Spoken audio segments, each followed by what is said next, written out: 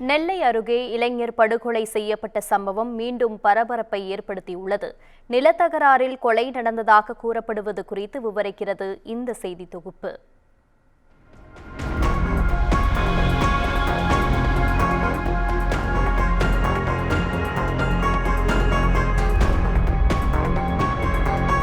நெல்லை மேலப்பாளையம் பகுதியைச் சேர்ந்தவர் சையது தமீம்.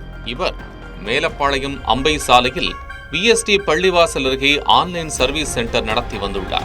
இங்கு பட்டா, சிட்டா உள்ளிட்ட பத்திரப்பதிவு தொடர்பான ஆன்லைன் சேவைகளை செய்துள்ளார். திங்கட்கிழமை இரவு கடையை மூடிவிட்டு வீட்டுக்கு வந்தவர் பின்னர் வேலை இருப்பதாக கூறி கடைக்கு சென்றவர் நீண்ட நேரமாகியும் வீடு திரும்பவில்லை.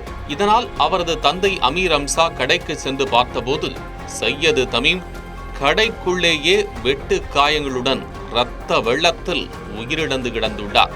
இதுகுறித்து மேலப்பாளையம் காவல் நிலையத்திற்கு அமீர் அம்சா அளித்த தகவலின் பேரில் அங்கு வந்த போலீசார் சையது தமீமின் சடலத்தை கைப்பற்றி உடற்கூராய்வுக்கு நெல்லை அரசு மருத்துவக் கல்லூரி மருத்துவமனைக்கு அனுப்பி வைத்தனர்.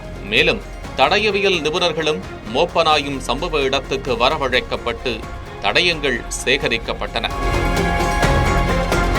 நள்ளிரவில் நடந்த இந்த கொலை சம்பவத்தினால் மேலப்பாளையம் பகுதியில் பெரும் பரபரப்பு ஏற்பட்ட நிலையில் சம்பவம் நடைபெற்ற இடத்தில் போலீசார் குவிக்கப்பட்டனர்.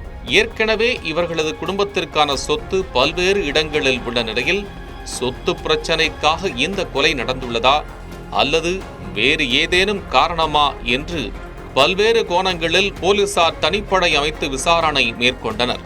இந்த நிலையில் நிலத்தகராறு காரணமாக சையது தமீம் வெட்டி கொலை செய்யப்பட்டதாக முதற்கட்ட விசாரணையில் தெரிய வந்துள்ளது. பேச்சிமுத்து என்பவருக்கும் சையது தமீமுக்கும் அருகருகே நிலம் இருந்துள்ளது. இது தொடர்பாக இருவருக்கும் இடையே தகராறு ஏற்பட்டு முன்விரோதம் இருந்து வந்துள்ளது. இந்த நிலையில் முன்விரோதம் காரணமாக பேச்சிமுத்து உட்பட 4 பிடித்து போலீசார் விசாரணை செய்து வருகின்றனர்.